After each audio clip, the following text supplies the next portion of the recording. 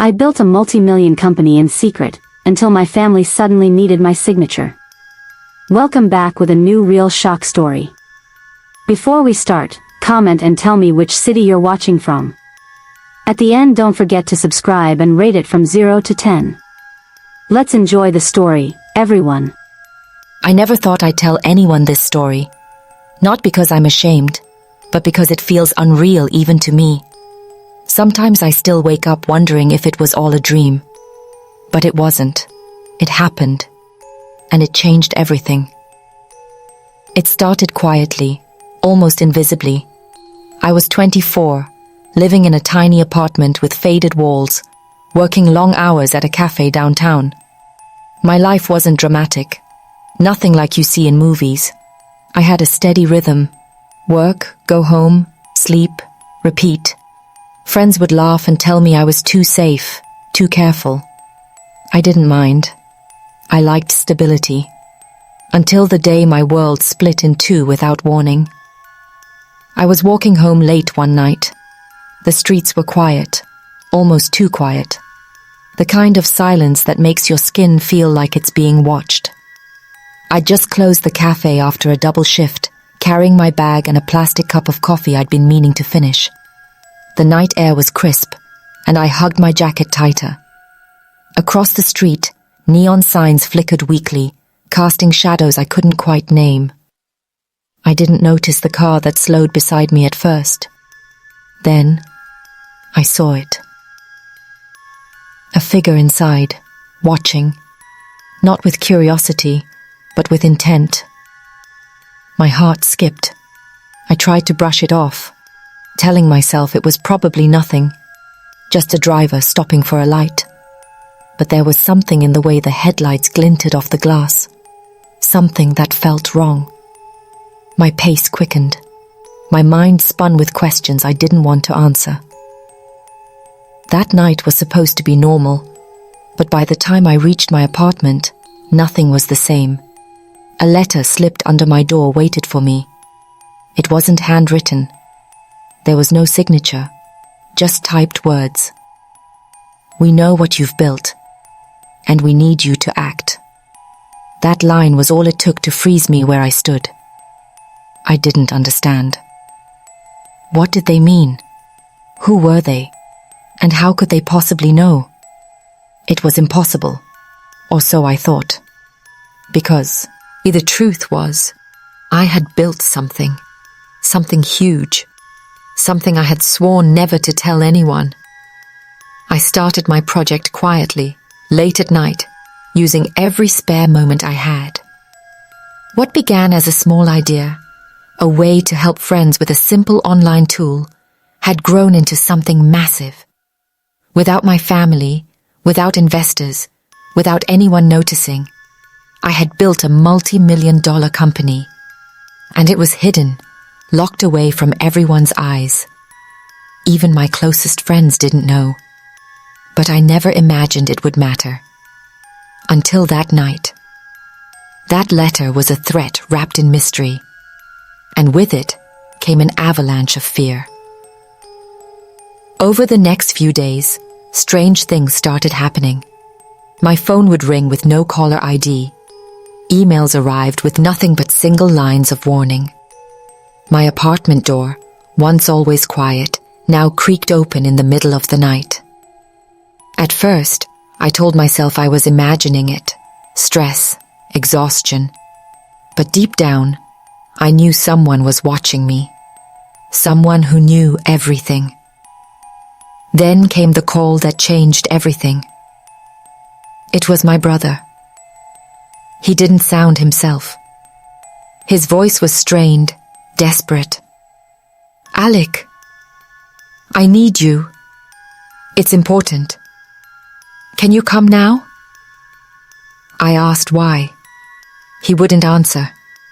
He just said, please. That was enough. I dropped everything and ran to him. When I reached his house, my heart sank. There were papers scattered on the kitchen table, documents, legal forms, contracts, all stamped with official seals. My family was arguing in low voices, voices I barely recognized. They looked at me like I had answers they feared. I stepped closer, trying to understand, and my brother turned to me, eyes wide and trembling. "It's about the company," he said. "They want your signature. They're saying it's urgent." That was the moment my world tilted, because the company they were talking about wasn't just any company. It was mine, my secret, the one I had built in Siley Ends. But why now? And who were they? The questions were endless, but the tension in that room was sharper than any answer I could imagine. My family needed me, but I didn't know if I could give them what they wanted, because I wasn't sure what they wanted. And that's when I realized this wasn't just about money or business. It was about survival, about trust, about a truth that could destroy everything I had built and everyone I loved. I didn't know it then, but my life had entered a chapter I could never go back from.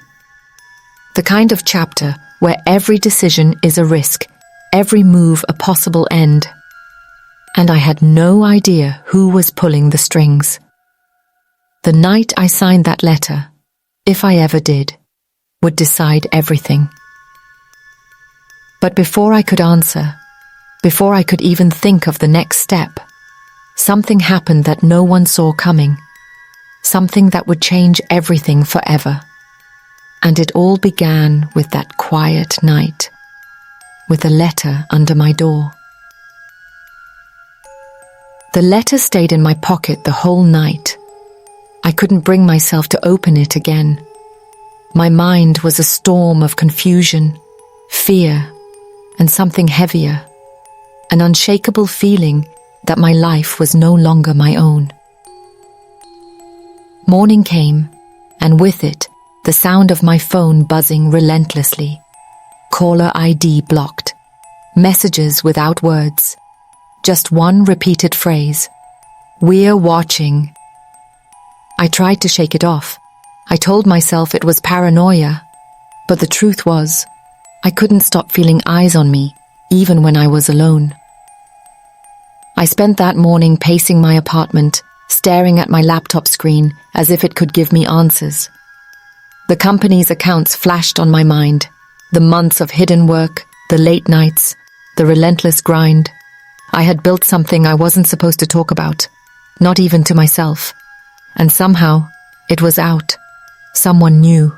Someone was threatening me. By noon, my brother called again. His voice was more urgent this time, almost breaking. "Alec, you have to come. Now. Don't question it." I grabbed my coat and left, not knowing if I was running toward help or danger. When I reached him, his small house smelled of burnt coffee and tension. My family was still there, sitting around the table in silence. Papers lay stacked in the center, and my father's hand rested heavily on them. His face was pale, his knuckles white. My mother stared at the floor, lips trembling. "You have to sign this," my father said without looking up. I froze. "Why? What is this?" "It's about the company you built," my brother said, his voice cracking. "They say it belongs to them, and if you don't sign, they'll take everything, everything you've worked for." A chill crawled up my spine. My mind raced. Who were they? Why now? And how did they even know? My life had been a carefully kept secret for years, and suddenly it felt like someone had ripped the veil away. I remembered the nights I stayed awake, coding, planning, hiding my progress from everyone I knew. That company was my soul's work, my proof that I could build something that mattered. And now it was being dragged into a fight I didn't understand. I sat down heavily at the table, the letter burning in my pocket. My father finally looked at me. His eyes were heavy with exhaustion. "Alec, they want you to sign, tonight." I shook my head. But who are they? He didn't answer. Instead, he slid a phone toward me, a recording. I pressed play, and a woman's voice filled the room. "We have your company, Alec Rose. We know what it means to you. Sign the papers or lose everything, and we mean everything. This isn't a request." The silence afterward was deafening. I felt like the air had been sucked out of the room. My chest ached, and my fingers trembled. That wasn't just a threat. It was a promise. And now I had no choice. I left my family's house that night with the papers in my bag. My mind a tangled mess of fear and determination. Somewhere deep inside, I knew this wasn't just a business battle. It was something far bigger. The city felt different that night, colder, darker, like every shadow was watching me, waiting. Every step I took felt measured, like I was walking into something I couldn't escape. Back in my apartment, I opened the papers. They were legal documents, contracts, clauses, signatures I didn't recognize. But there was one thing written clearly at the top. Signature required by midnight. Midnight, just hours away. I sat on the edge of my bed, the papers spread across my lap, my mind spinning. Who were they? What did they want? And most importantly, why me? I thought I was careful. I thought I was safe. But the truth was, I'd underestimated the cost of secrecy. Hours passed. My phone kept buzzing. I ignored it. I stared at the ceiling, imagining the life I'd built in secret slipping away. And then my phone rang again. This time, a voice I knew but didn't want to hear. My brother. "They're coming, Alec. They're here now." Before I could respond, there was a knock at my door. Slow, deliberate. My heart stopped. I knew, without a doubt, that whatever was behind that door wasn't just about papers or signatures. This was about everything I'd hidden. My life, my family, my future. I looked at the clock. 11:57. 3 minutes left. The knock came again, louder, more insistent. I swallowed hard, grabbed my bag, and slipped the papers inside. My mind was racing. I had to decide. Sign and protect what I could, or refuse and risk losing everything. I opened the door, but no one was there. Only a faint shadow in the hallway. I stepped out, and the door slammed shut behind me. Somewhere in that silence, I knew my life had crossed a line. I was in the middle of something far more dangerous than I could imagine. Something I had no choice but to fight. And I didn't yet know if I was ready. The hallway was quiet. Too quiet. My heart still thudded in my chest, each beat a reminder that I was no longer safe. My hand trembled as I gripped my bag, clutching the papers like a lifeline. The shadow I'd seen wasn't gone. It had shifted, lingered just out of sight. Stepped forward slowly, my shoes clicking softly against the floor. Every instinct screamed at me to run, but my feet moved as if they were weighed down by invisible chains. The air felt heavier here, colder. My breath came in shallow bursts. Somewhere deep inside, I knew someone was watching, waiting. Turning the corner, I saw nothing. Just the dull hum of the building's hallway lights and the faint smell of something burnt. My apartment door loomed behind me, closed tight. I wanted to open it again, to shut myself away, but something told me it wouldn't matter. My phone buzzed in my pocket. Caller ID blocked again. I answered without thinking. Alec. The voice was low, calm, too calm. "Don't open your door again tonight." I froze. "Who is this?" I whispered, my voice barely audible. You know who we are, and we know what you have. Sign before midnight, or the consequences will be unavoidable. The line went dead. I dropped my phone and pressed myself against the wall. My mind raced. They knew I was home. They knew I had the papers. And worst of all, they knew me. This wasn't just a threat. It was personal. Suddenly, a sound came from the apartment above me. Footsteps. Heavy, deliberate footsteps. They paused, then moved toward the stairs. Every instinct told me to run. But where could I go? This building was a maze of locked doors and silent corridors. I crouched near the stairwell, listening. My pulse was a drumbeat in my ears. Somewhere upstairs, someone was moving. I could hear the scrape of shoes against concrete. Then, silence. I dared to breathe again, but before I could move, the lights in the hallway flickered and went out completely. I was plunged into darkness. For a moment, the silence felt endless. Then, another knock at my door. This time, faster, more forceful. My mind screamed to run, to hide, but my body was frozen. I thought about my family, their faces, their voices. My father's pale look, my brother's fear, my mother's trembling lips. Everything I had fought for flashed before me. The knocking stopped. My phone buzzed again. A text appeared. 3 minutes. The clock in my head started ticking louder. My breath grew ragged. I had to decide. Sign and surrender my work, or refuse and risk everything. I slid toward my bed, opening the papers again. My hands shook so badly that the words blurred. But something inside me stiffened. No, I couldn't give up. Not now. Not after everything I'd built. A sound came from outside. Footsteps again. Louder. Slower.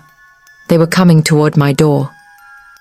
I grabbed the papers, shoved them in my bag, and backed away. My eyes darted around for something.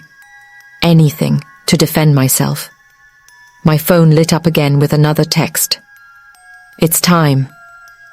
I barely had a second to react before the door handle rattled violently. Whoever was outside wasn't going to wait anymore. The handle twisted. My breath caught. My bag was in my hands. My mind was screaming for escape. I flung the door open and bolted down the hallway. My footsteps echoed in the darkness. Somewhere behind me, the sound of pursuit began. Fast, heavy, relentless. I didn't look back. I just ran. The stairwell was my only choice.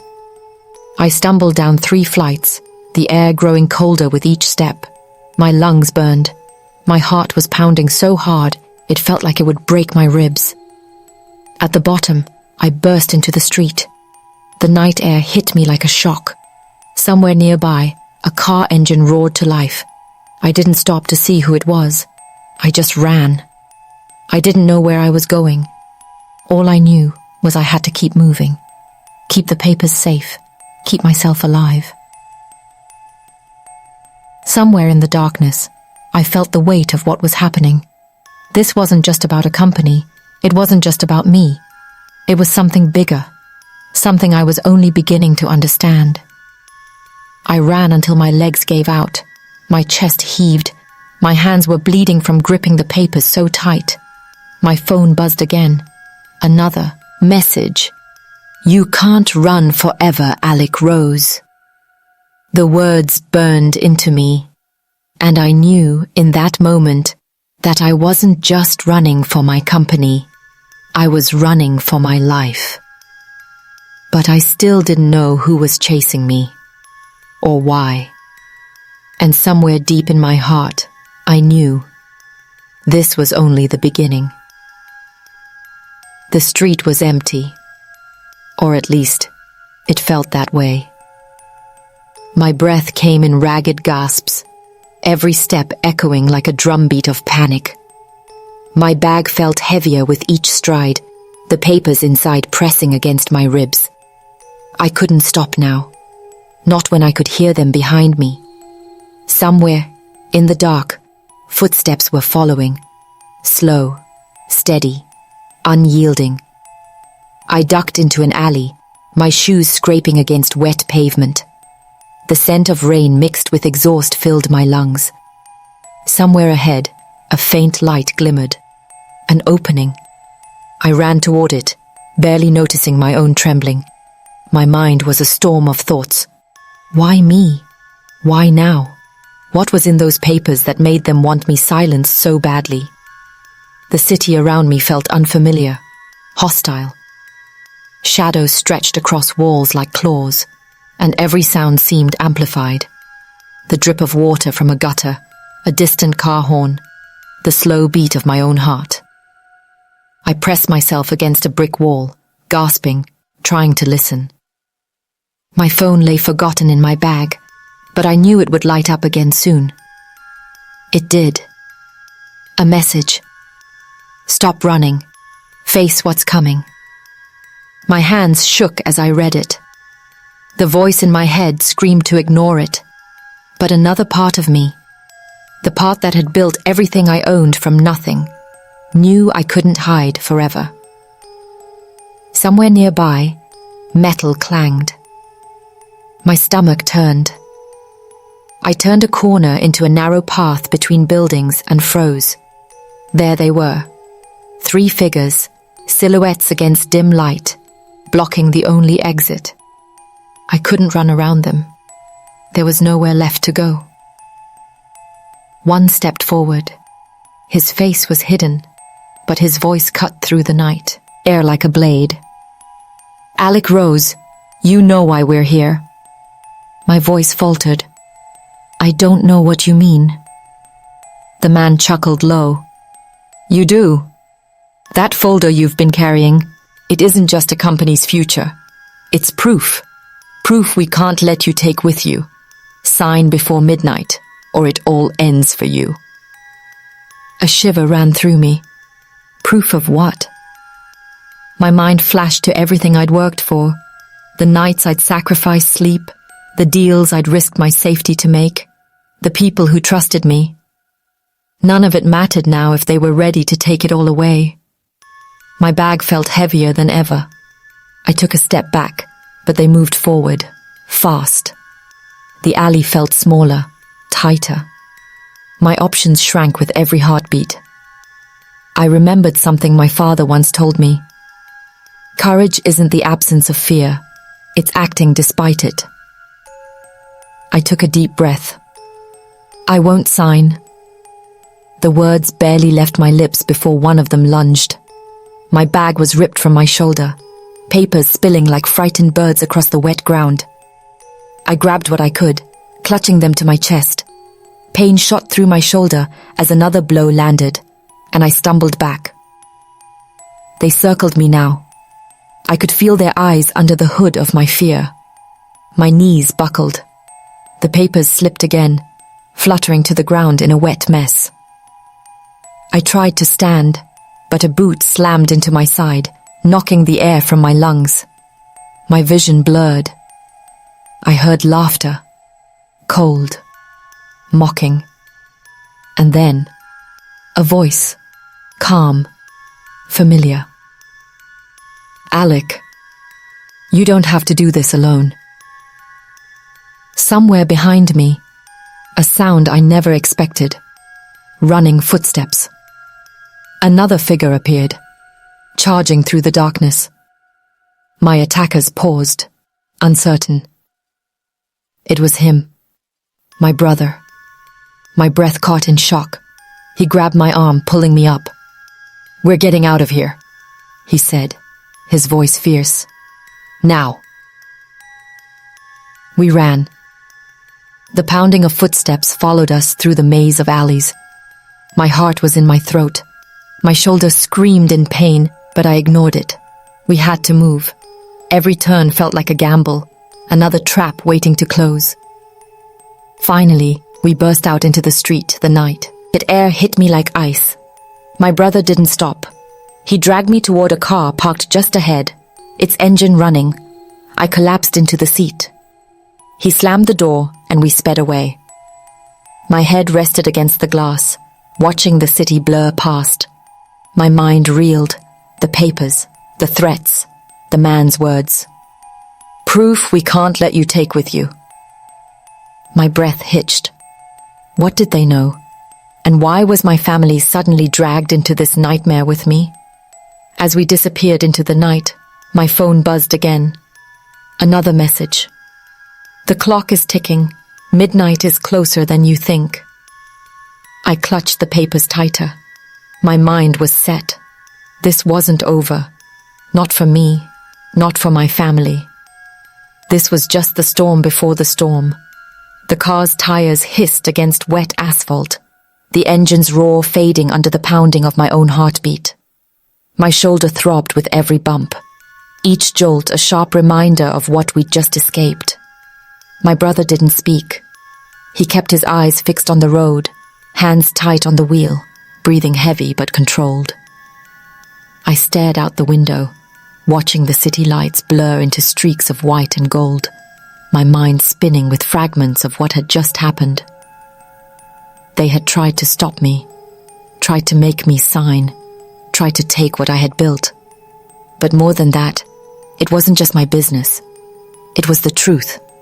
Proof. And they wanted it buried. I could still feel the weight of the papers against my chest, wet now with rain and my own sweat. But more than anything, they were evidence of something dangerous. Something worth killing for. I turned to my brother. What now? My voice was barely a whisper. He finally looked at me. His expression hardened. Now we fight. You've carried this alone for too long, Alec. This isn't just your story anymore. It's ours, and they can't take it from us. The tension between us was thick, but so was the fear. We drove in silence for several minutes until we reached a quiet part of town. He pulled the car into a narrow side street, hidden under overhanging trees. Somewhere behind us, the city carried on unaware of what was happening. But for me, it felt like the world had stopped. I opened the bag, carefully pulling the soaked papers free. I spread them across my lap, ignoring my shoulder pain. The documents were dense. Contracts, letters, recordings. Proof of corruption so deep it made my stomach turn. Every page was a thread in a web so tangled it was impossible to ignore. This was why they had come for me, why they had threatened my life. My brother reached over, his hand steady on mine. They'll come for you again. You need to decide. Do you bury this, or do you expose it? I closed my eyes, feeling a flood of emotion. Fear, anger, sadness. My thoughts went back to the night they cornered me, to the cold steel of boots against my side, to the laughter that had sounded like something from a nightmare. And then to my family, the people I loved most in the world. I couldn't bury it. Not when the truth was so clear. Not when this was bigger than me, bigger than my business, bigger than anything I'd ever imagined. Alec Rose wasn't just a name anymore. It was a choice. I opened my eyes. We expose it. My brother nodded once, firmly. Then we need a plan, and we don't have much time. We spent the night moving quietly through shadows, finding safe spaces, avoiding cameras, avoiding streets we knew they could be watching. Every sound made me flinch. Every turn we took felt like stepping deeper into danger. But the fear was mingled with something else. Resolve. I was no longer just surviving. I was preparing to fight. By dawn, We found ourselves in a safe house. Bare walls, a small cot, and a single lamp casting long shadows. I placed the papers carefully on the table.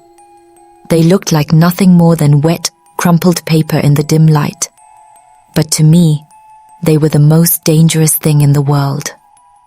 My brother leaned against the wall, Exin, Hostian written across his face. You know what this means, right? If they find us... I cut him off. They won't. Not if we're careful. But we can't run forever. Outside, the city began to wake. Somewhere, a clock ticked closer to midnight. I didn't need a message to know what it meant. We were running out of time. The night had changed me. Whatever came next, there was no going back. I was ready to face whatever it took to see the truth come out. My heart was pounding, not just with fear, but with purpose. This was no longer just a battle for my company. It was a battle for justice, for truth, for everyone who had ever been silenced. And I would not lose. The papers lay before me, soaked but intact.